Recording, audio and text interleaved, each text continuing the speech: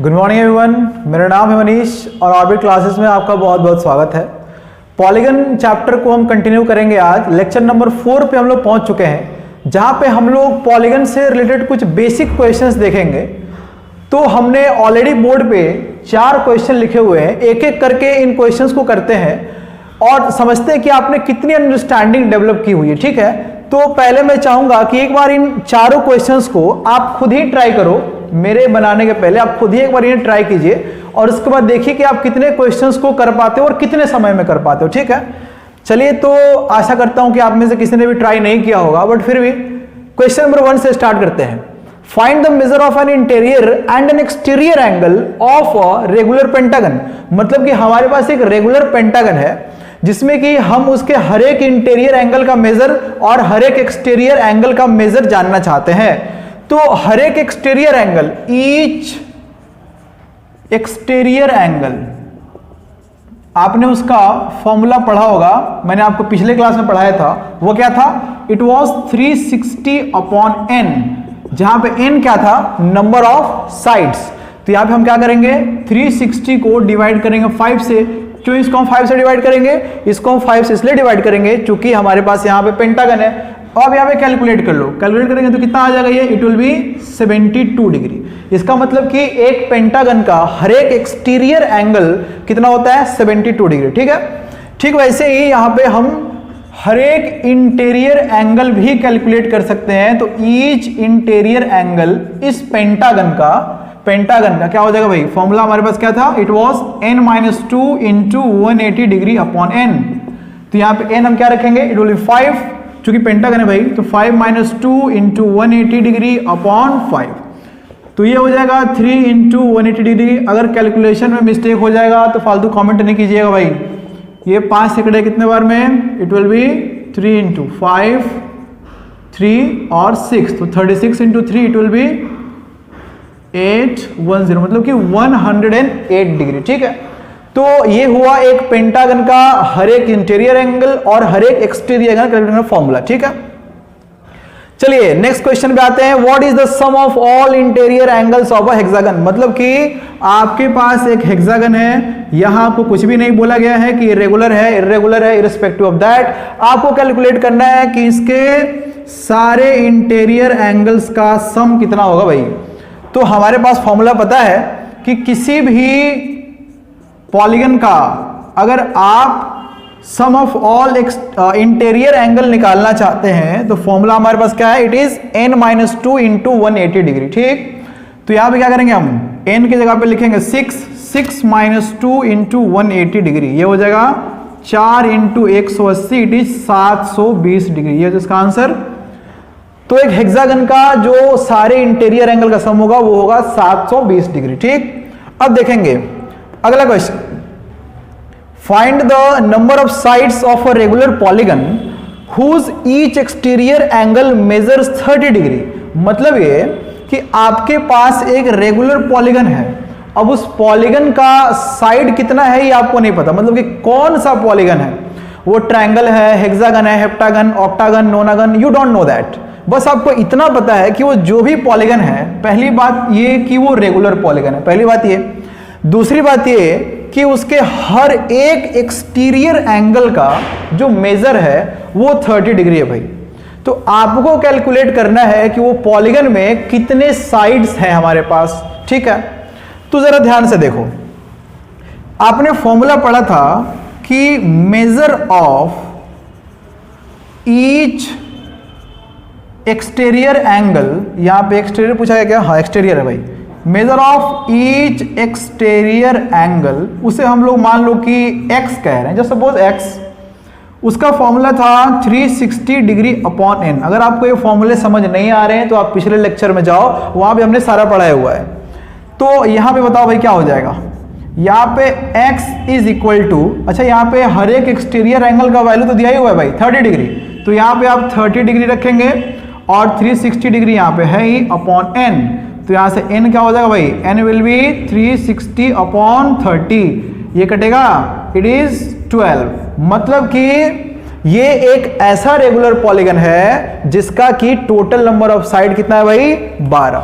ठीक है, चलिए अगले क्वेश्चन देखते हैं हम लोग। क्वेश्चन है कि is it possible to have a regular polygon each of whose exterior angle is 50 degree. मतलब कि क्या ऐसा पॉसिबल है कि एक ऐसा रेगुलर पॉलीगन हो जिसका कि हर एक एक्सटीरियर एंगल 50 डिग्री हो। इसको कैसे कैलकुलेट करेंगे भाई? देखो, मान लीजिए कि ऐसा पॉसिबल है, जस्ट सपोज कि ऐसा पॉसिबल है। तो अगर ऐसा पॉसिबल है तो इसके कुछ साइड्स भी होंगे। हम कोशिश करते हैं एक बार कि ये जो भी हमारा रेगुलर पॉलीगन है भाई, जिसका कि हर एक एक्सटीरियर एंगल 50 डिग्री बताया जा रहा है, हम कोशिश करते हैं कि इसका नंबर ऑफ साइड्स निकाला जाए। तो देखो, हर एक exterior angle, each exterior angle वो है 50 डिग्री। इसका फॉर्मूला क्या होता है बेटा? Each exterior angle is equal to 360 degree upon N. और यहां पे एन क्या है? N is the number of sides of a polygon. तो आओ जरा नंबर ऑफ साइड्स निकालते हैं इस पॉलीगन का। तो n is 360 degree upon 50 degree. और ये कितना आ रहा है भाई? अरे ये तो 7.2 आ गया। मतलब कि अगर ऐसा पॉसिबल होगा जिसका कि हर एक एक्सटीरियर एंगल 50 डिग्री होगा, तो उस पॉलीगन्स में 7.2 साइड्स होंगे।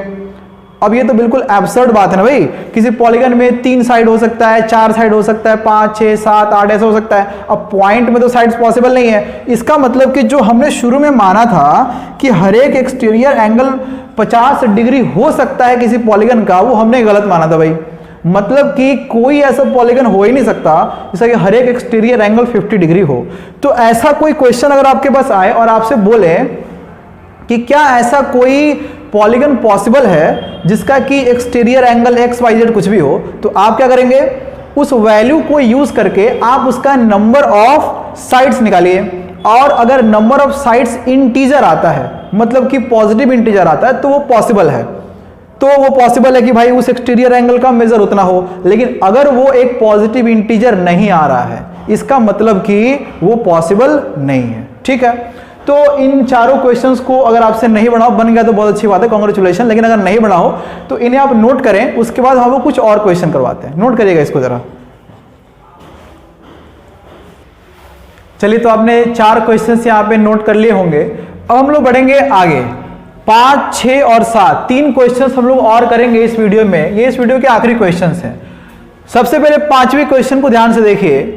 ये क्वेश्चन है, find the number of sides of a polygon the sum of whose interior angles is 1080। मतलब कि 1080।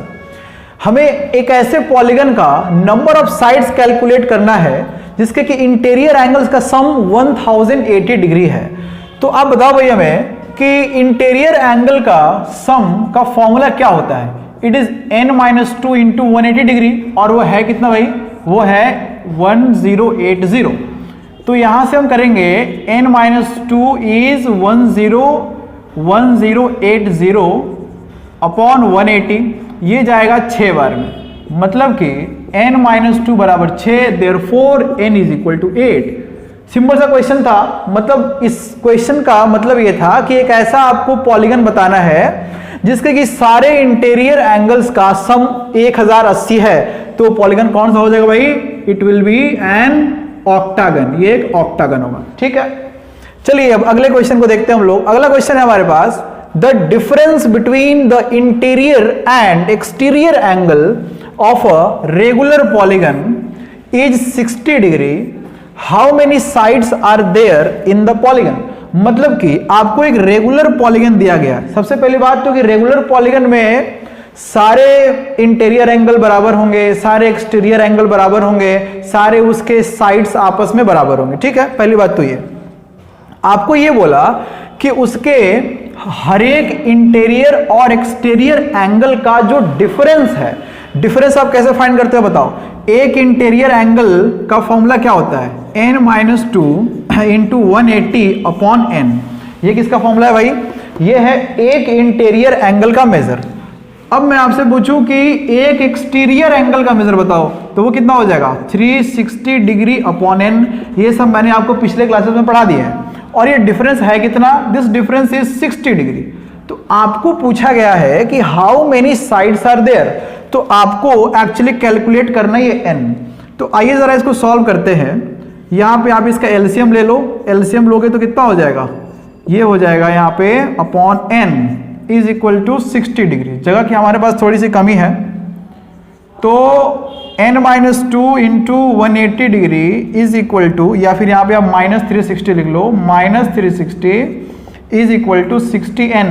n चला जाएगा उधर, यहाँ 180 से मल्टीप्लाई कर लो, 180n -360 is equal to 60n। 60n भाई हमारा इधर आ जाएगा, इट इज 120n, ये हो जाएगा 720, और n is equal to 720 upon 120, ये कटेगा 6 बार में, तो n इज इक्वल टू 6। मतलब ये कि एक ऐसा पॉलीगन जिसका कि हर एक एक्सटीरियर और इंटीरियर एंगल का जो डिफरेंस है अगर 60 है तो पॉलीगन एक हेक्सागन होगा। ठीक है, तो ये था हमारा क्वेश्चन नंबर 6। अब आते हैं क्वेश्चन नंबर 7 की तरफ।